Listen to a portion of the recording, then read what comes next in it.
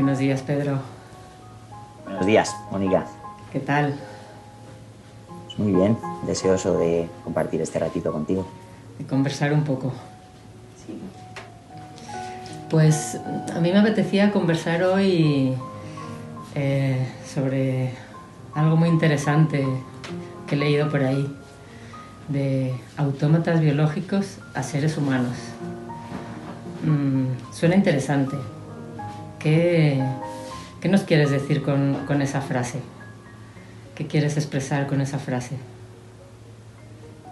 Pues de algún modo, con esa expresión, con ese título, lo que trato es de expresar que hay dos maneras de vivir en este mundo, ¿no? De experimentar esto de ser humanos, ¿no? Una manera es desde un automatismo, desde una total inconsciencia. De hecho, podríamos decir que ni siquiera necesitamos estar presentes. De hecho, lo facilita cuando no estamos presentes, el automatismo funciona solo. Y hay otra manera que requiere un nivel de compromiso mayor con la vida, con tu propia experiencia, y requiere de que estés presente. De que estés presente para, por un lado, estar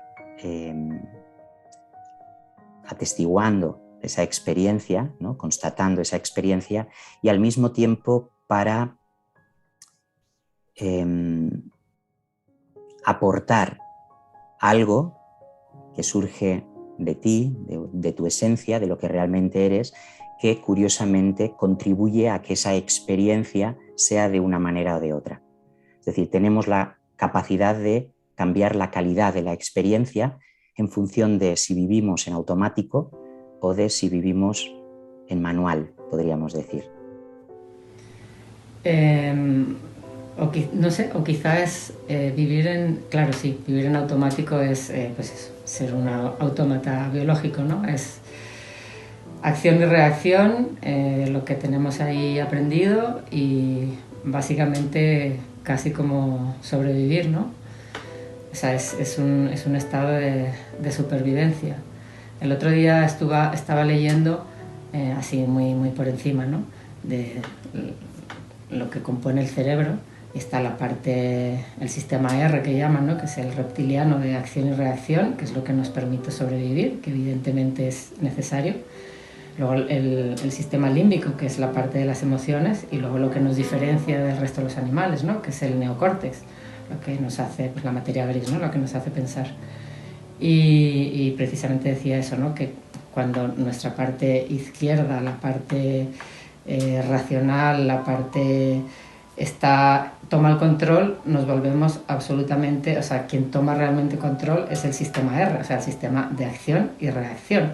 Es decir, si no conseguimos ese equilibrio, si no nos damos cuenta que estamos actuando solamente bajo esa parte mental y irracional excesivamente patológico, nos convertimos en, bueno, suena feo decirlo, ¿no? Pero en animales no pensantes, simplemente reaccionamos y actuamos para sobrevivir, para sobrevivir.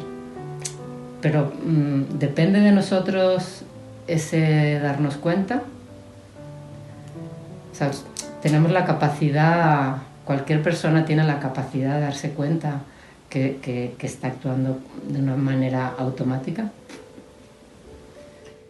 Sí, cualquier persona tiene esa capacidad, por supuesto. Ahora bien, entiendo que tu pregunta va más en la dirección de qué es aquello que facilita ese darse cuenta, esa toma de conciencia, ¿no? Porque hay personas que se dan cuenta o empiezan a cuestionarse o empiezan a querer observar con más detenimiento, ¿no? Con más discernimiento lo que está pasando en sus vidas, y otras personas no se cuestionan absolutamente nada y simplemente, como tú bien dices, viven como meros robots programados, ¿no? A base de acción y reacción, ¿no? Simplemente a cada estímulo ya tienen una respuesta programada y no se la cuestionan, ¿no?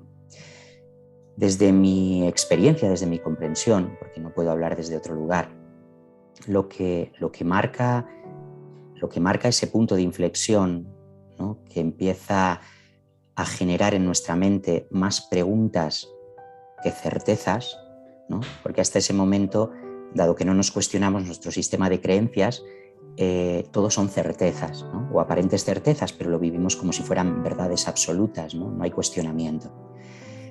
A partir de un tipo de evento, ¿no? Que es el que quiero compartir ahora, ¿no? Que es lo que genera el punto de inflexión, empiezan a aparecer más preguntas. Preguntas que no se responden fácil. Preguntas para las cuales las respuestas aprendidas en el pasado ya no me sirven, ya no encajan, ¿no? Ese evento al que yo me refiero tiene mucho que ver con el sufrimiento. Es decir, ahí todos tenemos un nivel de tolerancia del sufrimiento, un cierto nivel de tolerancia del sufrimiento. Y cuando ese nivel se rebasa, ahí se produce algo, ahí sucede algo. Y eso que sucede puede llevarnos en muy diferentes direcciones.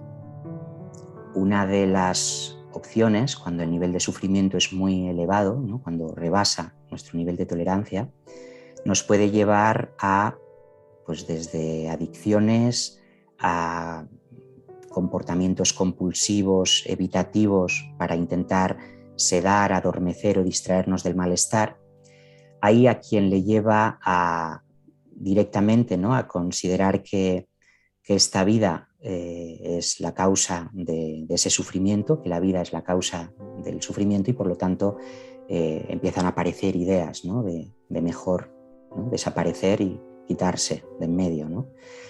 Pero también puede suceder que precisamente porque ese sufrimiento rompe nuestra estructura mental de las cosas como las concebíamos hasta entonces, de nuestras estrategias para intentar, por escapar del sufrimiento, buscar el placer, ¿no? Llega un momento en que empezamos a formularnos preguntas profundas, ¿no? Preguntas del estilo de ¿qué sentido tiene la vida? ¿Qué sentido que tiene que yo esté aquí? ¿Quién soy yo? ¿Para qué? ¿Para qué todo esto? ¿A dónde voy? ¿De dónde vengo? Las grandes preguntas que siguen sin responder para la inmensa mayoría de los que habitamos este planeta, pero que de algún modo, para cada una de esas preguntas ya hay una respuesta prefabricada. Ya hay una respuesta prefabricada, que viene generalmente, ¿no? De autoridades externas, de expertos. La ciencia, por ejemplo, en esta época en la que estamos viviendo, se ha convertido en el sustituto de la antigua religión, ¿no? Si las antiguas religiones nos querían explicar quién era Dios y cómo entablar una relación con Dios, quiénes éramos nosotros y qué función cumplíamos, esa religión ha sido sustituida por una nueva religión que es el cientificismo, ¿no? Y desde ahí pues se trata de responder de una forma prefabricada, como digo, todas esas preguntas profundas que no pueden ser respondidas desde afuera. A veces el sufrimiento cumple esa función, es el punto de inflexión donde se rompe una parte de mi estructura mental, donde ya no quepo dentro, ya no tengo cabida dentro, y ahí se empiezan a formular muchas preguntas y empieza a generarse un movimiento de búsqueda de las respuestas a esas preguntas. Y ese automatismo se empieza a romper. Así es. Porque ya no me sirve, ya no es satisfactorio la respuesta que da el automatismo a las situaciones que estoy viviendo y que me generan sufrimiento, ya no es satisfactorio. Tiene que haber otra manera. Este es el pensamiento que aparece. Tiene que haber otra manera y la voy a buscar. Sí.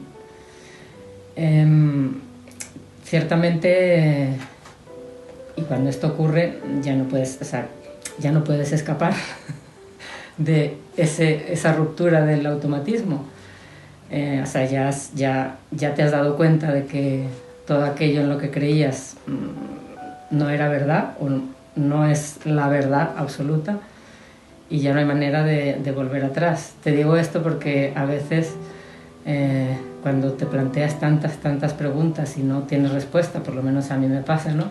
Hay momentos en los que digo, es que me gustaría no saber nada y ser pues, como podía ser antes o como toda esa gente que no se plantea ninguna pregunta y volver a ser autómata y ser feliz. Y pues eso, que no hay manera. Una vez que el sistema se rompe, ya no puedes volver atrás.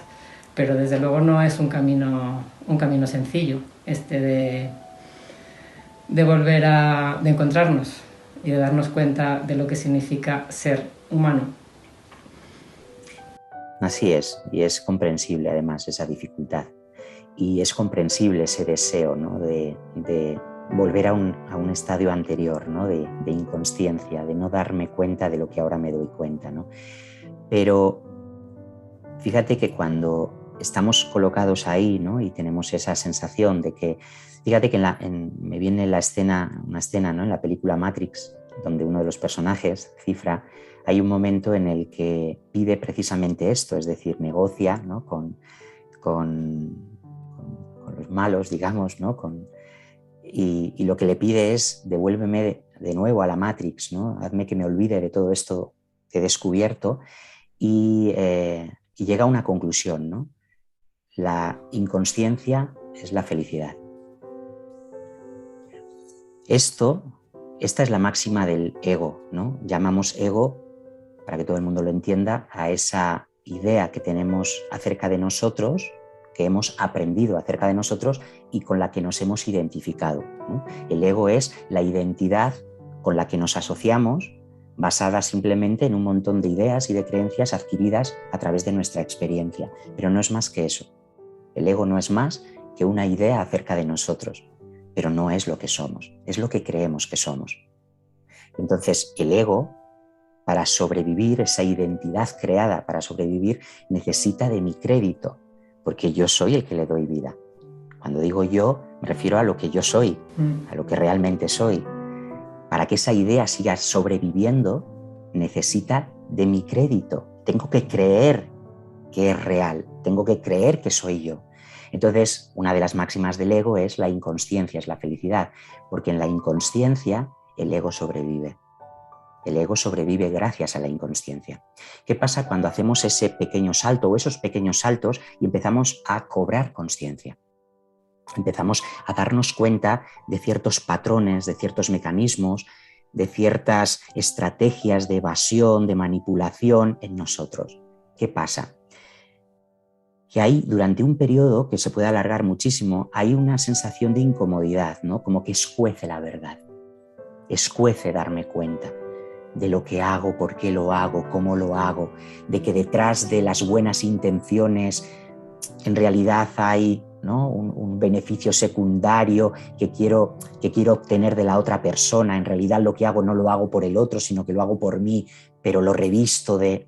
¿Me entiendes? Y escuece, ver todo eso escuece. La culpa, pero fíjate la que, claro, aparece un sentimiento profundo de culpa, de qué erróneo soy. Antes por lo menos no me daba cuenta, antes por lo menos creía que obraba correctamente, pero ahora me estoy dando cuenta de que soy un manipulador, un mentiroso, un hipócrita, me estoy dando cuenta de todo eso. Bien, aquí el punto importante es darnos cuenta de que cuando surge ese escozor, esa incomodidad, esa culpa, estoy mirándome desde el propio ego. Es decir, me estoy mirando desde el sistema viejo de pensamiento que me ha determinado lo que es correcto y lo que no es correcto, cómo tienen que ser las cosas y cómo no deberían de ser las cosas. Entonces, cuando yo miro mis propios mecanismos ocultos que ahora empiezan a salir a la luz y lo hago desde ese sistema de pensamiento, lo miro cargado de juicio. Me falta como un pequeño salto más. Es lo que, ¿no?, en determinados círculos le llamamos el salto a la butaca. No te has salido del todo de la película. Salta a la butaca y observa. No eres tú. Es la forma en la que tu ego opera en ti cuando tú no te estás dando cuenta.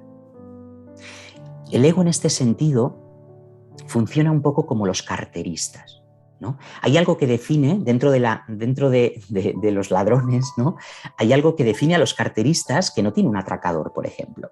Y es que un carterista roba al despiste. Un carterista nunca se enfrenta, un carterista nunca te violenta, un carterista solo espera que estés despistado. para robarte la cartera. Si te das cuenta, no te la roba. Si tú le estás mirando, no te la roba, no te la puede robar. El ego es como un carterista, en el sentido de que funciona al despiste. Solo necesita que tú no estés presente, que estés distraído, distraída en cualquier otro asunto y demás. Entonces, esto es lo que ocurre, ¿no? Estoy contemplando un mecanismo, un patrón que está operando en mí que me hace daño. Es decir, yo me doy cuenta que a través de este mecanismo me hago daño, pero al darme cuenta de ese mecanismo, no me doy cuenta de que lo estoy juzgando desde mi sistema de pensamiento egoico. Y entonces me quedo atrapado en la culpa y ya no quiero ver más. Y muchas veces entramos en un estancamiento. Como tú bien dices, atrás no se puede ir. Lo que has visto ya no puedes no verlo. Ya no puedes fingir que no lo ves. Ya lo estás viendo y eso va a quedar a la luz, ¿no? Pero lo que sí puedes hacer es estancarte durante mucho tiempo. Ya no quiero ver más.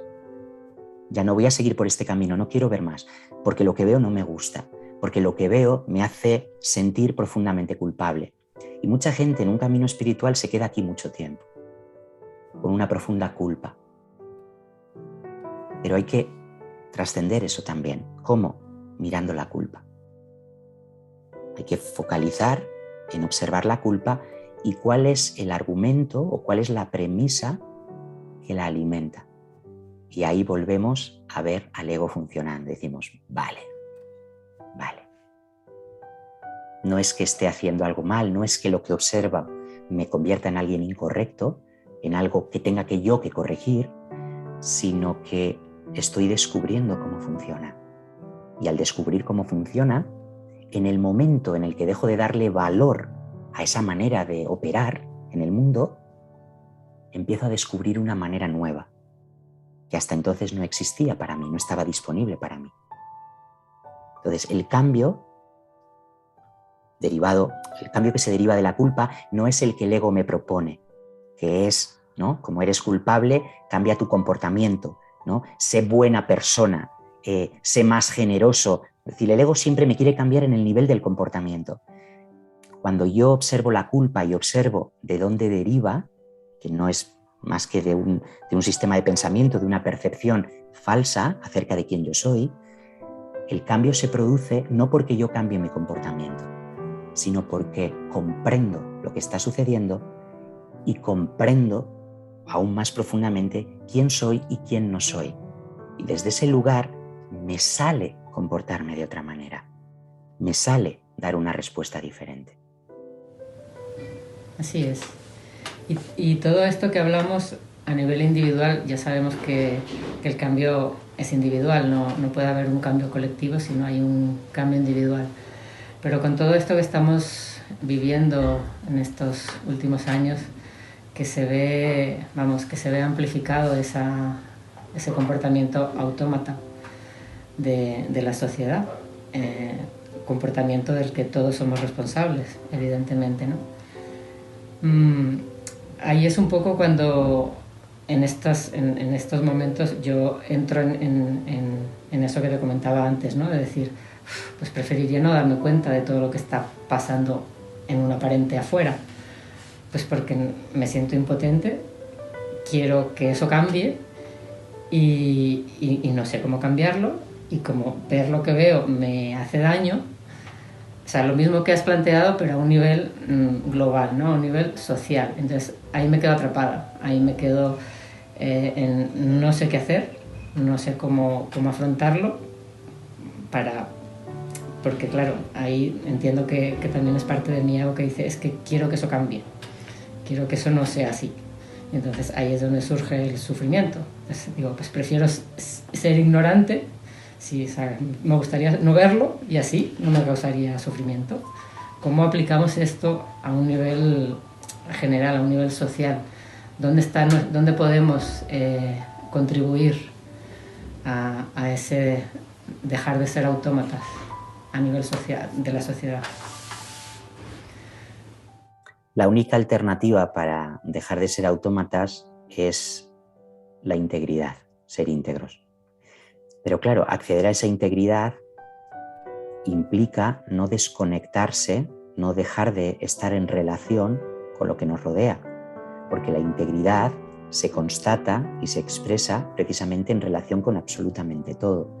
No puede ser que yo sea íntegro en unas circunstancias o en un entorno y no pueda ser íntegro en otras circunstancias o en otro entorno. Esto no puede ser. Esa integridad entonces es relativa. Y cuando estamos hablando de integridad es de una integridad total. Es o te relacionas desde lo que eres o simplemente estás interpretando un determinado papel en cada momento según tu conveniencia. Y esto es lo contrario a la integridad. Entonces es comprensible también y es verdad, ¿no? Yo lo que observo es que incluso, ¿no?, en estos ámbitos que podríamos llamar de personas motivadas por la espiritualidad, de buscadores o como se les quiera llamar, hay dos tipos de actitudes, ¿no? Por un lado, quienes creen que hay que luchar para cambiar la deriva que están tomando los acontecimientos, ¿no?, que hay que hacer de manera activa algo para cambiar el mundo, ¿no?, de un modo o de otro, y hay quien se va al otro extremo y considera que lo mejor es no mirar hacia el mundo y alimentar pensamientos positivos y enviar mucho amor al mundo, simplemente pues haciendo visualizaciones, pero no poniendo el foco, ¿no?, porque llegan a la conclusión de que si pongo el foco lo alimento, ¿no? Si yo quiero enterarme de qué está pasando en el mundo, eso es alimentar lo que está pasando en el mundo. Y ni una parte ni la otra entienden cuál es su función en todo esto. Porque los primeros creen que el error está afuera y que por lo tanto tienen que hacer algo para subsanar el error de fuera, que su cometido es restablecer el equilibrio cambiando el mundo. Y los segundos creen que el mundo que perciben lo están creando ellos y entonces desde ese miedo, porque no son capaces de enfrentarse a esa realidad, y desde la culpa que sienten, lo que intentan es compensarlo viviendo en una fantasía mental donde se aíslan por completo de ese mundo, no quieren entrar en relación con él y creen que viviendo en una fantasía de unicornios y arcoíris y de pensamiento positivo, ese mundo va a cambiar. ¿Cómo aplicaría la integridad aquí? Obviamente, la integridad, como he dicho antes, se cultiva en relación. No podemos cortar la relación, la comunicación. Es decir, se trata de poder estar en contacto con lo que hay, no esconder la cabeza, sino reconocer lo que hay, y cuanto más reconozcamos lo que hay, mucho mejor, más consciencia tendremos de cuál es el escenario, ¿vale? Y aquí voy a explicar como dos aspectos de la conciencia, ¿no? Tomar conciencia implica como dos aspectos importantes. Uno es la atención. Quiero ver, voy a mirar, quiero saber la verdad de lo que está pasando. Bien, una vez que me hago consciente, porque pongo ahí la atención, no la retiro, no me despisto, no me distraigo, pongo la atención y reconozco esto es lo que está sucediendo, falta un elemento más que hay que poner en juego y es la intención. ¿Con qué intención miro? Cuando miro, ¿qué se genera en mí? ¿Y cuál es la intención que pongo en mi mirada? Y ahora vamos de nuevo a los dos ejemplos anteriores, ¿no? Los dos polos. En el caso de los primeros, la intención, es decir, yo observo y como mi atención va cargada de juicio, porque yo ya tengo una idea previa de cómo deberían de ser las cosas, ¿vale? Yo ya tengo una expectativa del mundo en el que quiero vivir y el mundo que veo no es el que yo imagino, el que a mí me gustaría. Entonces, ¿cuál es la intención que pongo?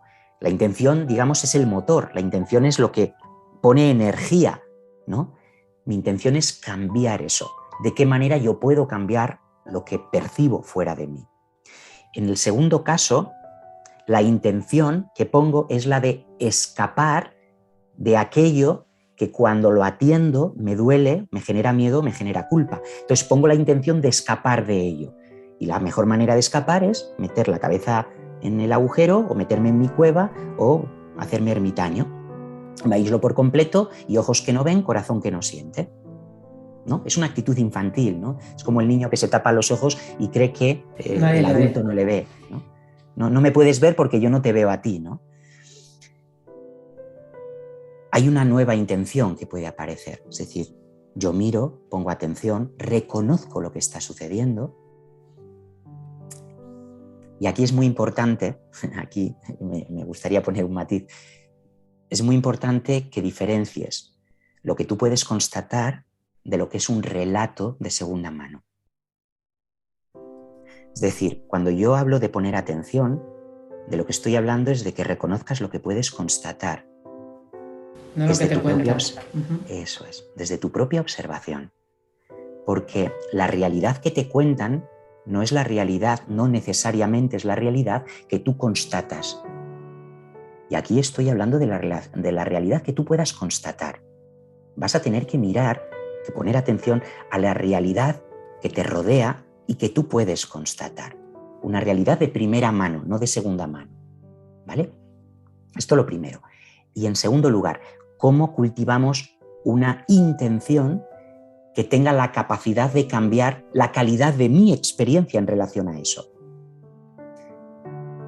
Ahí es cuando yo, al poner el foco en mi realidad, me doy cuenta de que se genera un movimiento dentro de mí, un movimiento emocional, un movimiento energético, que es a lo que tengo que atender. Antes de intervenir en lo de afuera, primero tengo que asegurarme de que logro equilibrio dentro.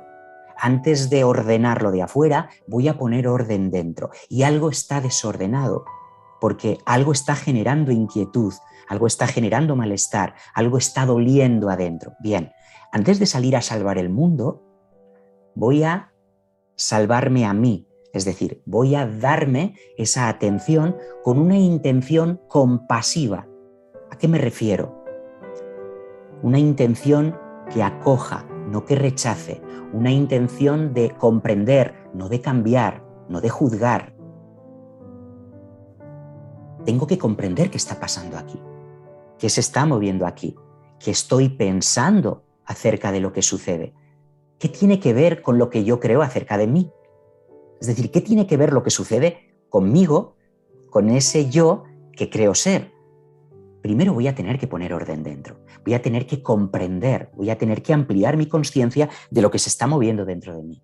¿Y qué pasa cuando empieza a haber claridad? Cuando comprendo, cuando veo la relación directa que hay entre lo que yo estoy sintiendo dentro y lo que yo estoy experimentando y lo que está sucediendo en mi realidad constatable. Entonces, debido a que empiezo a comprender,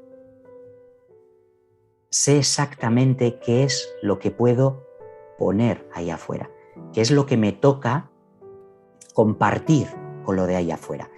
Y me gusta la palabra compartir, porque implica que compartir, para poder compartir, tiene que ser algo que yo posea, algo que yo haya cosechado, algo que esté en mi posesión. Yo no puedo compartir lo que no tengo. ¿Cómo voy a resolver el problema de ahí afuera si no he resuelto el problema aquí adentro? ¿Cómo puedo llevar paz ahí afuera cuando hay conflicto aquí adentro? Si hay conflicto aquí adentro, no tengo ni idea de llevar paz al conflicto. ¿Cómo pretendo resolver ese otro?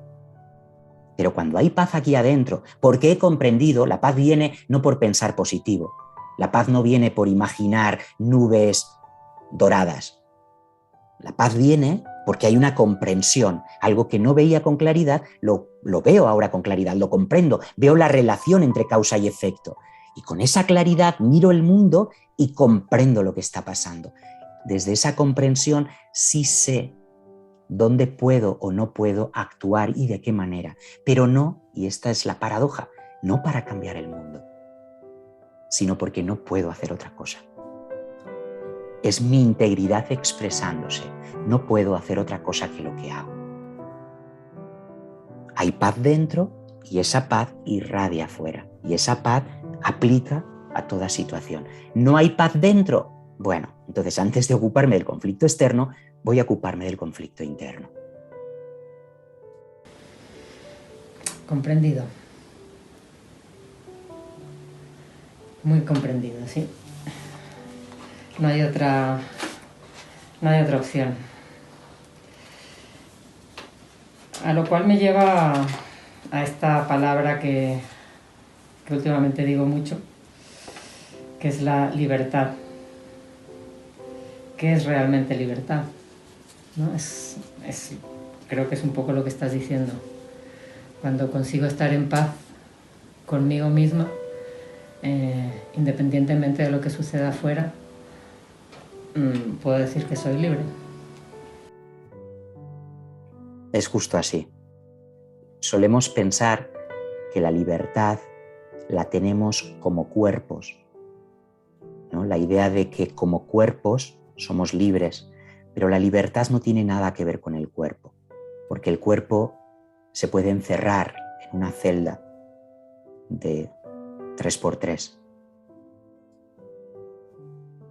Yo a veces, alguna vez, ¿no? Seguramente tú también me has oído, ¿no, Mónica? Poner el ejemplo de Nelson Mandela, por ejemplo, ¿no? Una persona que supuestamente se le privó de libertad durante casi 40 años, pero que demostró lo que es la verdadera libertad, porque a su mente no la pudieron aprisionar.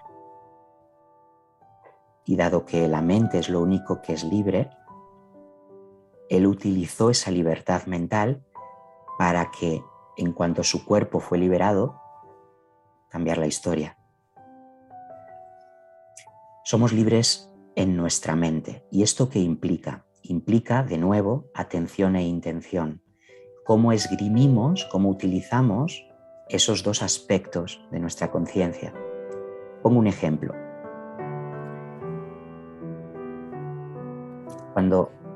Ahora que existen las plataformas, ¿no? de películas y demás, como Netflix, por ejemplo, ¿no? Una vez que tú le das play a una película, ¿no? Seleccionas una película y le das play, tú no puedes cambiar el guión de la película. Tú no tienes libertad para eso. A ti te gustaría que esa película tuviera otro final, pero tú no puedes cambiar el final. A ti te gustaría que en esa película al protagonista no le sucediera lo que le sucede, pero tú no puedes cambiar eso. Entonces, ¿dónde está tu libertad? Tu libertad está en cambiar de película. La libertad que tú tienes como mente no es la de cambiar la película, sino cambiar de película. Y ahora fíjate, tenemos el escenario que tenemos. ¿En qué película te quieres vivir sin cambiar el escenario? Alguien podría decir, es que no se puede cambiar de película, porque sucede lo que sucede. Y aquí es donde introducimos un elemento más. Lo que tú experimentas, ¿es el efecto de lo que sucede o de cómo interpretas lo que sucede? ¿De cuál es el significado que le das a lo que sucede? Y ahí es donde, a nada que indaguemos un poquito, nos damos cuenta de que lo que experimentamos no es directamente lo que sucede, sino el significado que le damos puntualmente a aquello que sucede. Es decir, la película está en nuestra mente. La película no es el escenario. La película es la que tú te cuentas. Así que vuelvo otra vez a la pregunta original.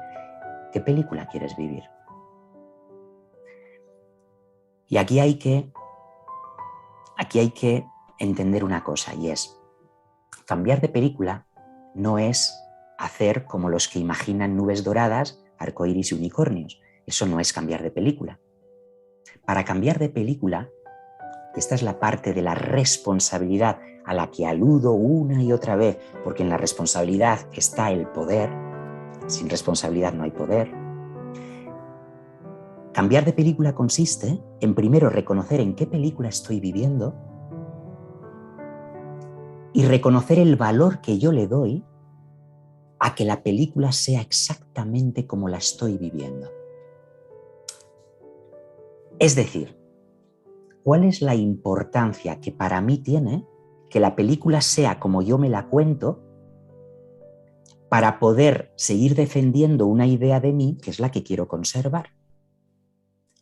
Un ejemplo, si yo quiero vivir en una película donde hay mucha injusticia, voy a tener que darme cuenta de que yo no me identifico con los injustos. Yo me identifico con los que son tratados injustamente. para poder seguir manteniendo esa identidad de yo y los míos, los tratados injustamente, tengo que vivir en una película donde haya muchas injusticias, porque así me aseguro que la idea que tengo de mí va a sobrevivir. ¿Qué pasaría si yo me diera cuenta de que necesito injusticias para poder seguir sosteniendo la idea que quiero conservar de mí? Que quizás me dé cuenta de que lo estoy pagando caro. Como lo estoy pagando caro, quizás empiece a no valorar tanto esa identidad. Empiece a dejar de poner atención e intención en sostener esa idea de mí y de identificar y sentirme atraído por todo aquel en este mundo que me represente, ¿no? Todos los injustamente tratados, los parias del mundo. Y cuando me doy cuenta de esto y asumo la responsabilidad, puedo elegir de nuevo. Espera. ¿Soy un ser tratado injustamente o soy un ser que utiliza su poder para vivir una experiencia de injusticia?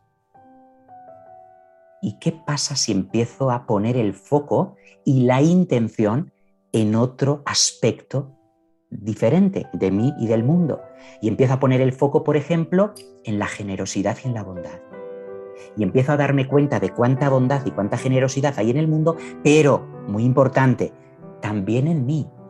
Empiezo a poner el foco en cuánta bondad y generosidad hay en mí y en el mundo. Tiene que ser dentro y fuera. Tiene que ser en el que se pone frente al espejo y el reflejo del espejo. No puede ser que yo sea muy bueno y el espejo solo me refleje maldad. No puede ser que el espejo, el reflejo, sea muy bueno y yo solo perciba maldad en mí. No. Constato que estoy poniendo atención e intención cuando lo que estoy percibiendo en mí también lo percibo en el espejo y viceversa. Ahí es donde estoy reconociendo. ¿Y qué ha ocurrido? Estoy viviendo en otra película. He cambiado de película. El escenario es el mismo, pero yo no lo percibo igual. Esto no tiene nada que ver con fantasear con arcoíris. Tiene que ver con una experiencia real, fruto de un cambio de percepción. Por eso lo percibo dentro y lo percibo afuera. Como dices, de asumir tu poder y tomar la responsabilidad de tu vida. Totalmente. Lo cual, inevitablemente, te saca del automatismo. Cuando asumes el poder sobre tu propia vida, dejas de ser un autómata. Ya nadie decide por ti, ya nadie te tiene que decir lo que es correcto o no es correcto, ya nadie te tiene que decir cómo te has de cuidar tu salud o cómo tienes que contribuir al bien común. Nadie te lo tiene que decir porque ya lo sabes tú, ya lo reconoces tú, ya lo estás descubriendo tú. No necesitas ser tutelado. ¿Quiénes necesitan tutela? Los niños, las personas deficientes, las personas que no pueden valerse por sí mismas. Esos necesitan tutela hasta que dejan de necesitarla. Pero un adulto sano, requiere tutela. Bueno, pues vivimos en un mundo donde a medida que va pasando el tiempo, aunque vengamos, como en el caso de nuestra historia más reciente, aunque vengamos de una dictadura, vamos viendo cómo hemos pasado de una tutela impuesta supuestamente por la fuerza a otro tipo de tutela donde aparentemente la elegimos, pero en el fondo no estamos eligiendo absolutamente nada. Seguimos viviendo como adultos infantilizados, atemorizados, llenos de culpa, esperando a que venga una autoridad externa a decirnos qué es lo que tenemos que hacer para estar a salvo. ¿Qué es lo mejor para nosotros? Y cerrando el círculo, comenzando por lo que hemos hablado, esa gran mayoría de la sociedad que vive como niños, que necesita que le digan lo que tienen que hacer, en su mayoría, entiendo yo o espero que actúen así porque no se dan cuenta que están actuando así, es decir, no son conscientes de que no están asumiendo su poder y asumiendo la responsabilidad que eso conlleva. Así es. Para que eso cambie, tenemos que hacernos conscientes como sociedad. Tal cual. Pero ¿Quién puede hacer consciente a otro? Nadie. Nadie puede hacer consciente a otro. Es interesante cómo funciona esto, cómo opera y por qué la responsabilidad es individual. No existe tal cosa como responsabilidad colectiva. No. Porque no existe un ente colectivo. Es una ficción. Las colectividades son una ficción. Es solo una idea con la que me identifico. La responsabilidad es individual, no colectiva. Mira cómo opera esto. Es muy interesante porque efectivamente nadie es culpable de lo que hace en la medida en que no puede hacer otra cosa porque no se da cuenta de nada más. Cree que lo que hace es lo correcto, pero no sabe por qué cree eso. No sabe por qué cree lo que cree. No entiende. No se ha dado cuenta. ¿Qué sucede? Que esa inconsciencia la paga cara. Siempre pagamos cara la inconsciencia porque desde la inconsciencia nos hacemos daño y hacemos daño. Desde la inconsciencia somos profundamente manipulables. Desde la inconsciencia cedemos todo nuestro poder y no nos damos cuenta de que lo estamos haciendo. Entonces podríamos llegar a la conclusión, bueno, entonces ya está. Para cambiar este mundo, para realmente darle la vuelta, hay que despertar la conciencia del mundo. Ojito con esta trampa. Despertar la conciencia del mundo es que tú te ocupes y te responsabilices de despertar tu propia conciencia. Y Nada ya. más. Y ya. Porque cuando tú, a medida que vas despertando tu propia conciencia, vas a ser un faro más, vas a ser una persona íntegra más, un ser despierto más, que va a refulgir en mitad de la oscuridad. Y cuando hablo de oscuridad, siempre me gusta referirme a ella no como maldad, sino como inconsciencia. Aquello que no veo está oscuro, está ensombrecido.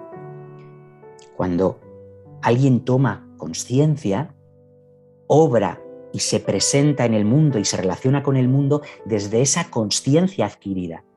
Y desde ese lugar, aquel que ya está preparado encuentra una referencia, encuentra una luz que la estaba buscando y encuentra esa luz. Y hay una aproximación o un interés o un preguntar incluso, oye, ¿tú cómo lo haces? ¿Tú cómo lo llevas? ¿Tú cómo te manejas? Pero ya hay un interés. Y esto es importante, la ayuda, por más que haya muy buenas intenciones, la ayuda no puede ir desde mí, que percibo una necesidad de ayuda afuera, hacia el que la necesita. La ayuda no funciona nunca así. En terapia, aquellos que nos dedicamos a la terapia o a la ayuda, lo sabemos. Bueno, no sé si todos lo sabemos. Hay algunos que quieren salvar el mundo. Siguen queriendo salvar al mundo. La ayuda funciona en sentido inverso. Aquel que se da cuenta de que está perdido, busca ayuda en aquellas personas que perciben, que ven más de lo que él ve, que se están dando cuenta de algo más o que comprenden algo más que él no comprende. Y entonces acuden a ti. Y esto es lo que nos ocurre pues, a las personas que vamos tomando conciencia y vamos siendo cada vez más y más íntegros, que despertamos en otras personas un interés que hace que se aproximen para saber ¿Cómo? que sabes tú que yo no sepa, ¿no? Que tienes tú que yo no... Y mientras tanto, a todos los demás se les deja en paz. Al resto del mundo se le deja en paz en su sueño, se le deja en paz en su infantilismo, se le deja en paz en su carrera al abismo, se les deja en paz. Porque en última instancia, ¿vale? Quiero rematar esto porque alguien puede pensar, pero eso es ser un poco desalmado, ¿no? Se les deja caer en el abismo porque en última instancia aquello que son sigue estando a salvo. Y a veces llegar al precipicio es lo que un ser necesita para que su sistema de pensamiento colapse y darse cuenta de que tiene que haber otra manera. Cada uno necesita llegar hasta donde necesita llegar, pero en última instancia la responsabilidad efectivamente es individual.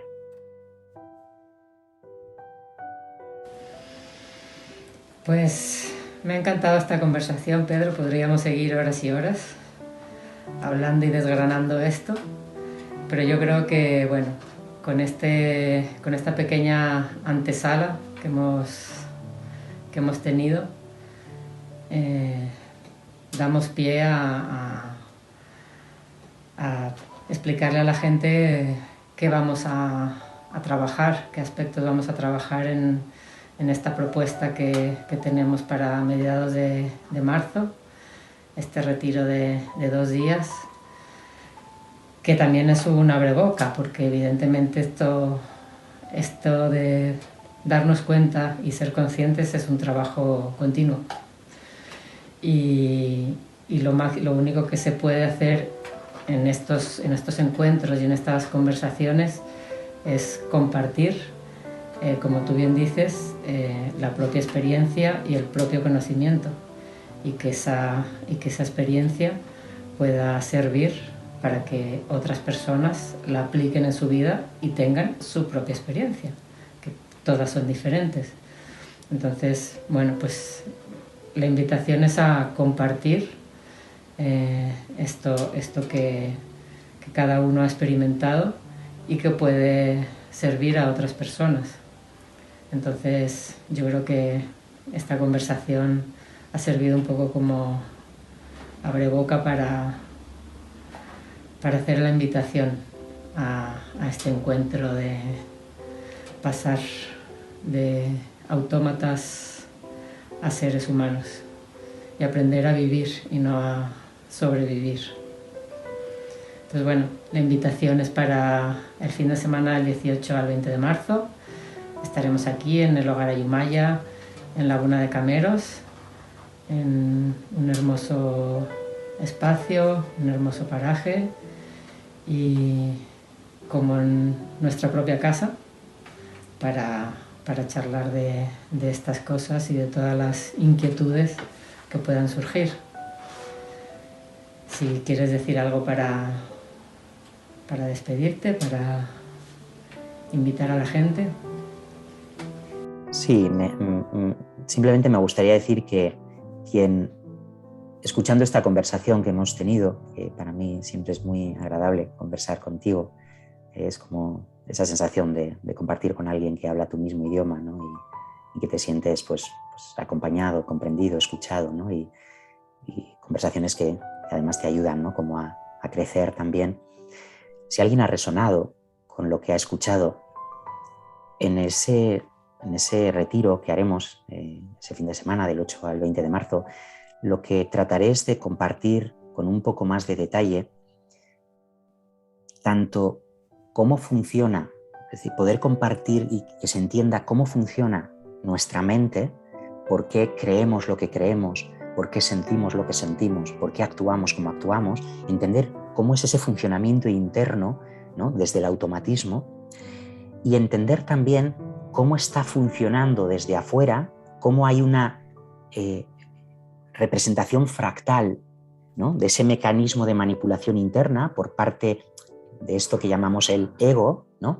Cómo eso tiene un fractal afuera en forma de manipulación desde lo que podemos considerar las élites del poder en este mundo, ¿no? Y cómo efectivamente hay mecanismos, por ejemplo, de ingeniería social, que trataremos pues algunas de esas herramientas que ellos utilizan, que el darnos cuenta, el saber de ellas, hay mucha gente que no tiene ni idea de lo que es la ventana de Overton, no tiene ni idea de qué forma nos manipulan, ¿no? A través de mecanismos típicos, ¿no? Como el crear un evento que le llaman la acción, esperar a la reacción y luego venir, los mismos que han creado el evento original, venir con la solución. Y todos aquellos que no son capaces de gestionar su propio malestar, pues reciben esa solución como la única solución posible. Hay un montón de estudios que pues bueno, ellos los conocen bien, ¿no? Porque llevan haciendo experimentos desde hace muchas décadas para ser capaces de entender el manual de la mente humana y poder operar con él como con un mando a distancia. Sé qué tecla tengo que pulsar para lograr que la masa se mueva en una dirección o en otra, o acabe aceptando lo que tan solo hace unos años era inaceptable, o acabe votando lo que yo quiero que vote. Es decir, sé cómo hacerlo, porque conozco cómo funciona la mente.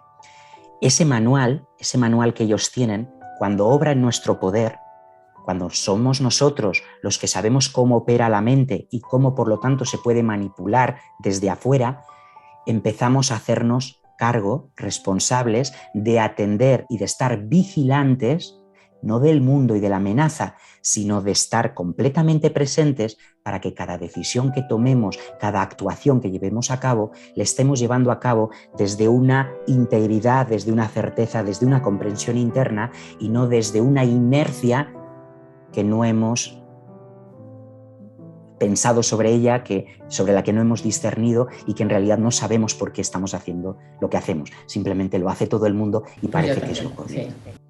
Sí.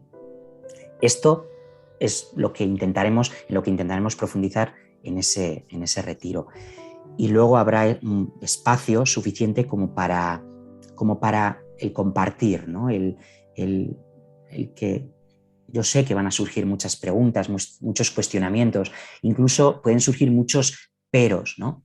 Pero, y me gusta que se abran espacios donde todos los peros salgan para poder dar respuesta a cada uno de ellos desde un lugar que no requiere creer. A mí me parece esto fundamental, desde un lugar donde no tienes que creer. Se trata de que constates, de que llegues tú mismo, tú misma, a las conclusiones lógicas, razonables, basadas en tu constatación, en tu experiencia directa, no en un relato, ni en el de nadie, ni en el mío, por supuesto, sino que descubras que hay un modo de acceder a lo que es real y a lo que no lo es desde tu propia constatación. Y como tú dices, solo será una primera pieza de dominó cayendo. Solo será la primera. En la medida en que algo se despierte en los asistentes, a partir de ahí la vida se encarga de ir trayendo las siguientes piezas que tienen que caer. Quien resuena estará, quien no resuena será otro momento, será otro lugar, será otra persona. Así es. Como bien dices, cada uno despierta y se da cuenta, es decir, se hace consciente cuando le toca y cuando es su momento. Así que lanzada está la invitación. Muchísimas gracias, Pedro. Un verdadero placer también hablar contigo. Siempre me ha gustado muchísimo como la claridad con la que te expresas. Así que gracias por compartir ese don de expresión. Muchísimas gracias. Y nos vemos prontito. Gracias a ti, Mónica, y Alberto, que está en la parte técnica, porque me abrís siempre este espacio, me abrís vuestra casa y sé que desde hace tiempo también me abristeis vuestros corazones, como yo os abrí el mío y todo lo que podamos compartir para mí es un regalo. Gracias. Gracias. Pues qué guay, me ha gustado mucho.